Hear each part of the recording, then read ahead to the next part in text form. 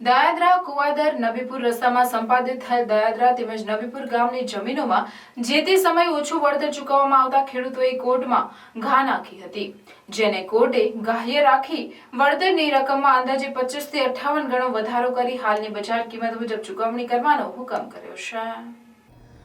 ભરૂચ તાલુકાના દયાદરા કુવાદર તેમજ નબીપુર રસ્તાને સેજને જોડતા રસ્તાને પહોળો તેમજ મજબૂતીકરણ કરવા માટે ખેડૂતોની જમીનો સંપાદિત કરવામાં આવી હતી, જેમાં વર્ષ 2012માં ખેડૂતોને ખેતીની જમીન માટે પ્રતિ ચોરસ મીટર 37.62 રૂપિયા, જ્યારે બિનખેતીની જમીનના 85 રૂપિયા નક્કી કર્યા। તે પ્રકારે નબીપુર ગામના ખેડૂતોને ખેતીની જમીન માટે 44.50 રૂપિયા પ્રતિ